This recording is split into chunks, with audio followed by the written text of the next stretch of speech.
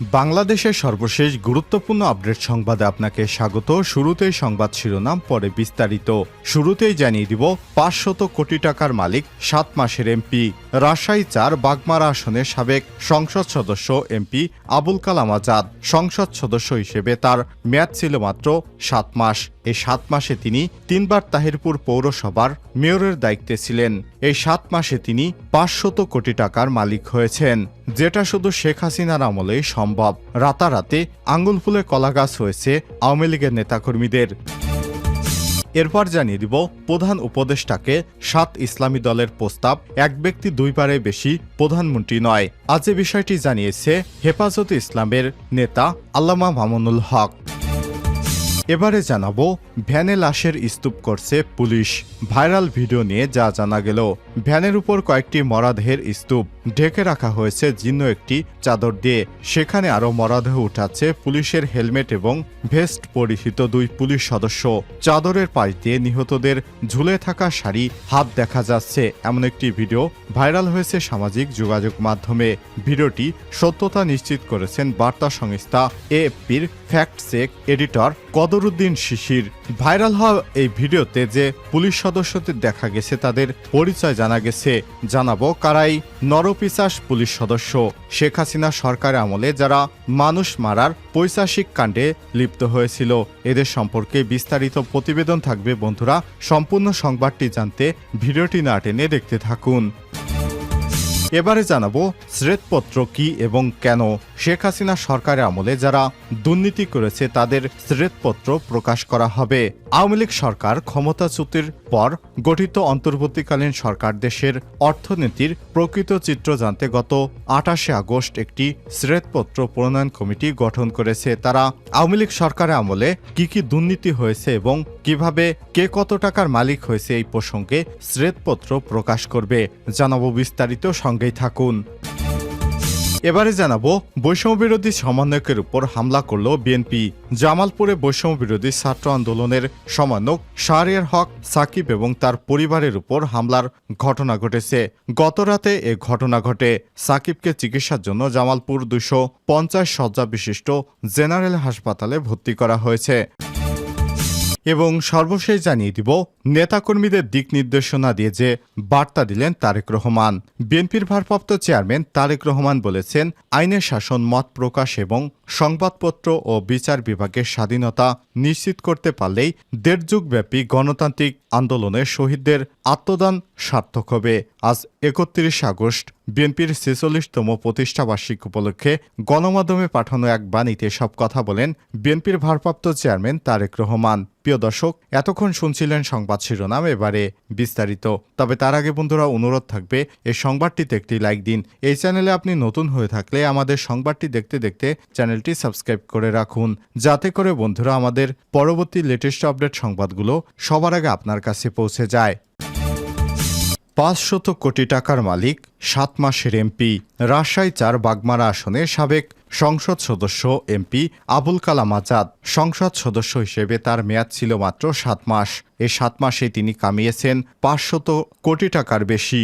আইন শৃঙ্খলা রক্ষাকারী বাহিনীর হাতে গ্রেপ্তার হয়েছিলেন বিগত সরকারের সময়। তিনি সশস্ত্র গ্যাংয়ের ক্যাডার ছিলেন এই নেতা। জানা যায়, কালাম সন্ত্রাসী কর্মকাণ্ডের মাধ্যমে জমি এবং পুকুর দখল এবং পৌরসভার ঠিকাদারির কাজে নামে বেনামে অডেল সম্পদের মালিক হয়েছেন তিনি।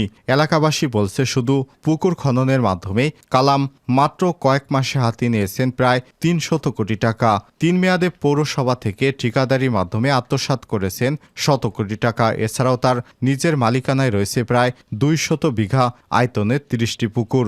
লিজ নিয়ে প্রায় ৪০ বিঘা পুকুরে মাছ চাষ করেন কালাম। এগুলোর মূল্য প্রায় ৫০ কোটি টাকা। ঢাকা এবং রাজশাহীতে রয়েছে তার ফ্ল্যাট এবং প্লট। তাহিরপুর বাজারে রয়েছে দখল করা জমি। গ্রামে কিনেছেন প্রায় ৪০ বিঘা জমি। টয়োটা কোম্পানির ল্যান্ড ক্রুজার ব্র্যান্ডের ১.৫ কোটি টাকা মূল্যের গাড়িতে চড়েন। এগুলোর মূল্য প্রায় ১.৫ কোটি টাকা। এভাবে দরিদ্র পরিবারের সন্তান হয়ে সব মিলিয়ে কালাম এখন অন্তত ৭ মাসে ৫০০ কোটি টাকার উপরে ইনকাম করেছেন। গত 5ই আগস্ট শেখ হাসিনা পলানোর পর কালাম এবং তার স্ত্রী তাহেরপুর পৌরসভার মেয়র শায়লা পারভিনকে বাগমারায় আর দেখা যায়নি। এলাকাবাসী বলছে, রাজনৈতিক পথ পরিবর্তনের পর এই দম্পতি গা ঢাকা দিয়েছে। রাজশাহী জেলা পুলিশের মুখপাত্র অতিরিক্ত পুলিশ সুপার রফিকুল আলম জানিয়েছেন, বাগমারার সাবেক সংসদ সদস্য কালাম এবং তার স্ত্রীর বিরুদ্ধে মামলা হয়েছে। তাকে গ্রেপ্তারের জন্য পুলিশের অভিযান চলমান রয়েছে। এক ব্যক্তি দুইবারে বেশি প্রধানমন্ত্রী নয়, প্রধান উপদেষ্টাকে 60টি ইসলামী দলের আবেদন। প্রধান উপদেষ্টা ডক্টর মোহাম্মদ ইউনূসের সঙ্গে বৈঠকে প্রধানমন্ত্রীর পদে এক ব্যক্তির 2 মেয়াদের বেশি না থাকার প্রস্তাব দিয়েছে হেফাজতে ইসলাম সহ 6টি ইসলামী দল। পাশাপাশি একটি যুক্তির সময়ে সংস্কারগুলো করে জাতীয় নির্বাচনের আয়োজন করতে বলেছেন তারা। শনিবার বিকেলে রাষ্ট্রীয় অতিথি ভবন যমুনায় প্রধান উপদেষ্টার সঙ্গে হেফাজতে ইসলাম এবং 6টি ইসলামী দলের নেতাদের বৈঠক হয়। বৈঠক শেষে সাংবাদিকদের হেফাজতে ইসলামের নেতা এবং বাংলাদেশ খেলাফতে মজলিসের মহাসচিব মাওলানা মামুনুল হক বলেন, প্রধানমন্ত্রীর পদ থেকে এক ব্যক্তি 2 বারে বেশি সময় যেন না থাকেন সে প্রস্তাব তারা দিয়েছেন। এছাড়াও একটা যৌক্তিক সময়ে সংস্কার করে জাতীয় নির্বাচনের আয়োজন করতে বলেছেন। নির্বাচনে অযথা কালবিলম্ব যেন না করা হয় সেটাও উল্লেখ করেছেন তিনি। এ সময় তিনি বলেন, ইসলামী দলগুলোর এমন প্রস্তাবে প্রধান উপদেষ্টা ডক্টর মোহাম্মদ ইউনূস একমত পোষণ করে প্রয়োজনীয় সংস্কারের পর কালবিলম্ব না করে নির্বাচনের দিকে চলে যেতে আগ্রহী বলে জানিয়েছেন। যৌক্তিক সময় কতদিন এমন প্রশ্নের জবাবে মামুনুল হক বলেন, যৌক্তিক সময়ের বিষয়ে আমাদের পক্ষ থেকে কোনো প্রস্তাব দেওয়া হয়নি। সুনির্দিষ্ট কোনো মেয়াদ নিয়ে আমরা আলোচনা করিনি। আমরা শুধু বলেছি বাংলাদেশ সংস্কারের পরই নতুন নির্বাচন হবে। এ সময় তিনি আরো বলেন, বৈঠকে হেফাজতে ইসলাম সংশ্লিষ্ট রাজনৈতিক দলগুলোর মধ্যে বাংলাদেশ খেলাফতে মজলিস, জমিয়তে উলামায়ে ইসলাম বাংলাদেশ, নেজামে ইসলাম এবং খেলাফত আন্দোলনের নেতারা যোগ দেন। প্রধান উপদেষ্টার কাছে প্রতিটি দল সংস্কারের প্রস্তাব তুলে ধরেছেন জানিয়ে মামুনুল হক বলেন, মৌলিকভাবে যে প্রস্তাবগুলো এসেছে তার মধ্যে অন্যতম ছিল নির্বাচন ব্যবস্থা সংস্কার করা। দেশব্যাপী সব ভোটারদের প্রতিনিধিত্ব যাতে জাতীয় সংসদ চিহ্নিত করা যায় সে ধরনের একটা মৌলিক পরিবর্তনের সংস্কারের প্রস্তাব আমরা দিয়েছি। ভ্যানে লাশের স্তূপ করছে পুলিশ। ভাইরাল ভিডিও নিয়ে যা জানা গেল, ভ্যানের উপর কয়েকটি মরদেহের স্তূপ ঢেকে রাখা হয়েছে জীর্ণ একটি চাদর দিয়ে। সেখানে আরও মরদেহ উঠাচ্ছে পুলিশের হেলমেট এবং ভেস্ট পরিহিত 2 জন পুলিশ সদস্য। চাদরের পাড়িতে নিহতদের ঝুলে থাকা সারি সারি হাত দেখা যাচ্ছে। এমন একটি ভিডিও ভাইরাল হয়েছে সামাজিক যোগাযোগ মাধ্যমে। ভিডিওটির সত্যতা নিশ্চিত করেছে বার্তা সংস্থা এএফপির ফ্যাক্ট চেক এডিটর কদরুদ্দিন শিশির। এ সময় তিনি জানান, ঘটনাটি গত 5ই আগস্টের ঢাকা উত্তরার আশুলিয়া থানার নিকটবর্তী বাইপল কেন্দ্রীয় জামে মসজিদের পাশের গলি দিয়ে ভেতরে ঢোকার পর থানার ভবনের আগের জায়গায় ভিডিওটি ধারণ করা হয়েছে।